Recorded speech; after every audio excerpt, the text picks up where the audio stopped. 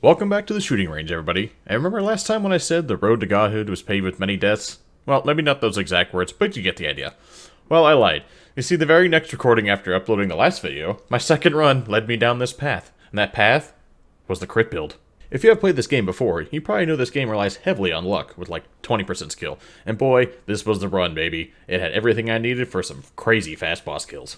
The first piece of this critical pie, we will need some very specific items, and many stacks of them. First being the Lensmaker's Glasses, granting critical strikes double damage. This will be very important for this broken build. The War Banner is not necessary for this run due to later levels it popping up less and less often, but an increase in rate of fire in any capacity is worth having. The Ocular HUD, this single piece of equipment will be the divine, booty, demon-slapping piece of equipment that will take bosses from being large, lumbering obstacles to nothing but playthings for me. What makes this piece of equipment, that hot, glorious bastard, important for this run, is that it grants 100% critical strike chance for 8 seconds. Now combine that with the Lensmaker's Glasses that doubles the damage on crits, and then we have bosses that only live for about 8 seconds. On top of that, we get the brilliant behemoth that makes all of our attacks explode. Demolition Ranch, eat your heart out. Now I wish I had more relics to sacrifice because this is the mother lode of crit builds. A 3D printer for Maker's Glasses. Oh yes, we will sacrifice everything for these bad boys. I stopped at 6 because the last 2 relics I had are area of effect damage, and come on, explosions are just badass. This was the first of many bosses that will fall before me in the mighty crit, and by activating the Ocular HUD, I have 8 seconds of essentially double damage, and this, early on in the game, he lives for about 9 seconds, dropping me on a Titanic Neural for more health and regeneration.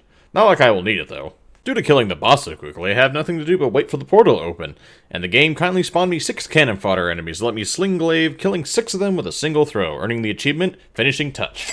Now this is a nice combo to get back to back. Leeching Seeds to heal me as I deal damage, and Soldier Syringe to increase attack speed, because that's what a crit build needs, more attack speed.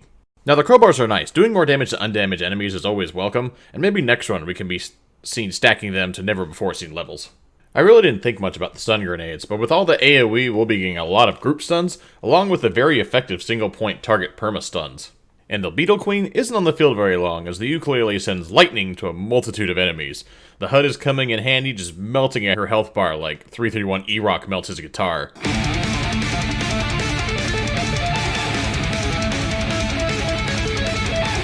She would have been defeated sooner, but she had an invincibility moment that I couldn't lock onto, so the Sling Blade had to take care of that for me. This is going to be a repeating thing on this run, me waiting for the teleporter to fully activate, because I was expecting something to slow me down. So as I was trying to decide on the personal shield or the War Banner, this walking hemorrhoid decides to interrupt that intense thought process with unwanted touching, forcing the personal shield on me. Like I told him before, looking is free, touching is extra. The next few chests are nothing special, just a few crowbars and another personal shield generator.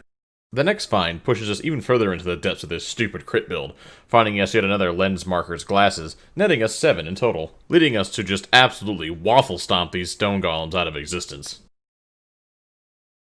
Now I don't think we've come across one of these adaptive chests yet.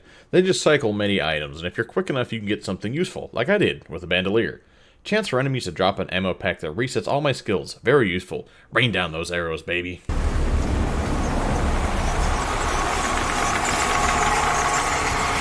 As if we weren't strong enough already, we find the Berserker's Pauldron, where we enter a rapid-fire frenzy after killing 3 enemies in quick succession, which is not hard to do when the Sling Blade and explosive electric arcing attacks. Because clearly we don't do enough area damage yet, we find our first can of gasoline that, on an enemy's death, sets nearby enemies on fire. It's a pyromaniac's wet dream. And we find our 4th crowbar. I'm not trying for a one-hit KO build, but I'll take it. The Grave Tender gave me what I like to consider trouble. Trouble isn't he didn't die in the first 8 seconds upon activating the HUD.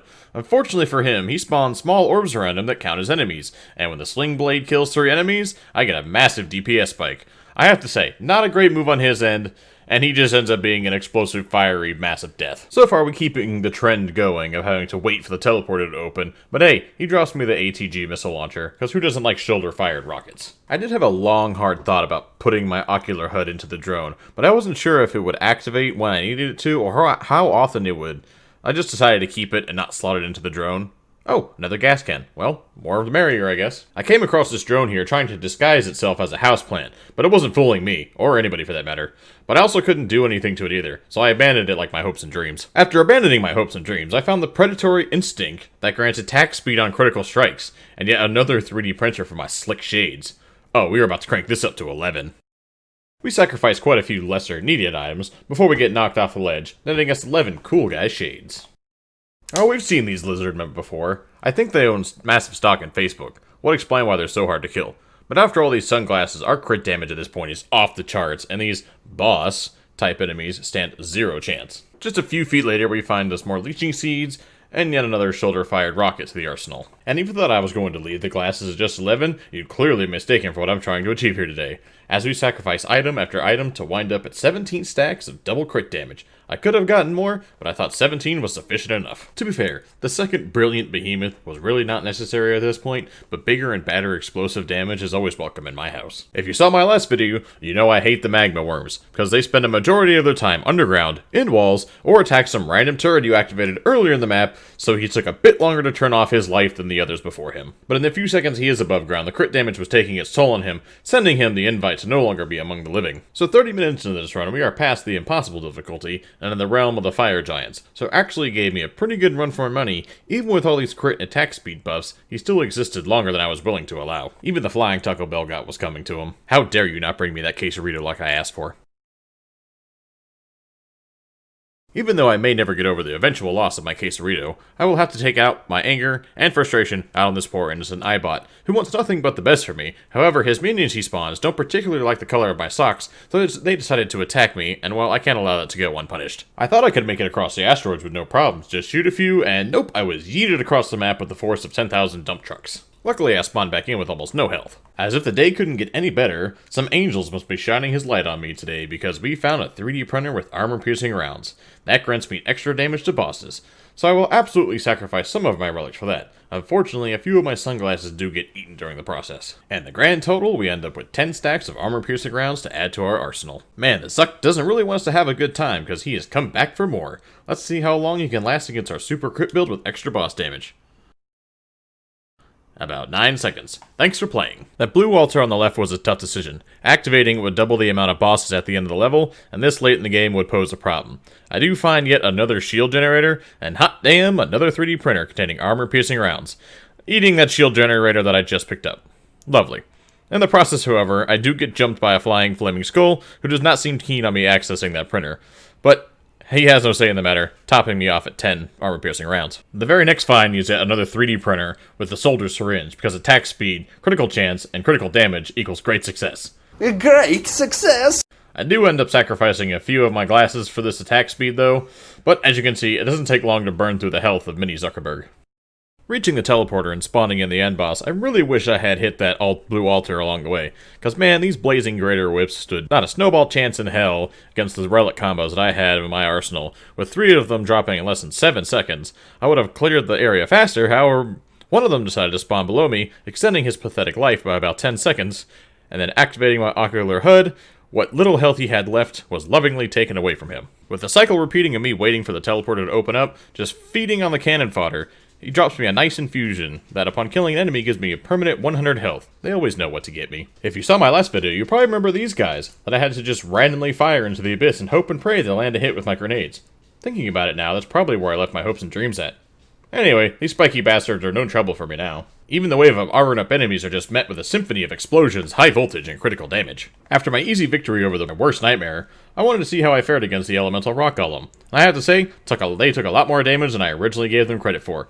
Lasting longer than most of the previous bosses, I'm impressed. The second one almost hit me with his eye laser, but the last second he decided to shoot my missile drone, spectacularly missing it. Pretty much giving any sort of further attacks on me, he just decided to give up and resign to his fate. Finding our 11th attack speed up, you can see we fire this bow just as fast as the minigun from Kane, just annihilating everything in our path. If this was Japan, this is where the video would end, because it would not be suitable for YouTube. But since this is America, we tend to shoot things that want to touch us with tentacles, and with speed and precision, all 3 vagrants were popped before they could release their EMP-ness. Wait a minute. Anyway, the third one pops like a balloon at a child's birthday party, and in both instances, I could care less, dropping me another chrono bubble to help slow down my foes. Because we have sacrificed quite a few glasses for boss damage and rate of fire, we are far from the 17 stacks we had before, but man, would you look how fast they die? It's beautiful. Stumbled across a boss as a normal enemy, now the game is pulling out all the stops. But unbeknownst to him, we have built this very character to deal with them, and their kind, going full tilt firing off the ocular HUD, and ATGM after ATGM, making him as irrelevant as a degree in liberal arts. He does, however, get one solid hit on me, but just like useless degrees, it's just not enough. I haven't come across this piece of equipment before. The backup. It calls in 4 strike drones for 25 seconds to raise hellfire upon those who wish me great harm.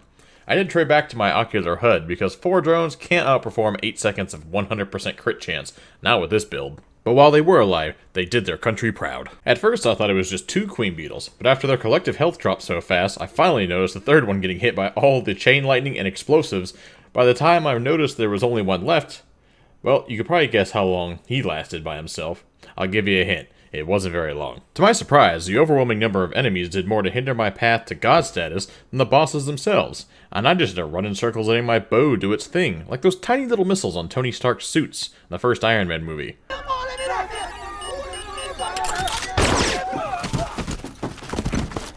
They had dropped me another predatory instinct, increasing my rate of fire on crits even more, like that was necessary. Normally they don't try and gangbang you right at the beginning of a fresh world, but when they are on the ha difficulty and over an hour into the run, kinda stop playing by the rules. And even in my overpowered state, this imp is not joking, putting up a pretty respectable defense in the form of an almost bottomless health bar.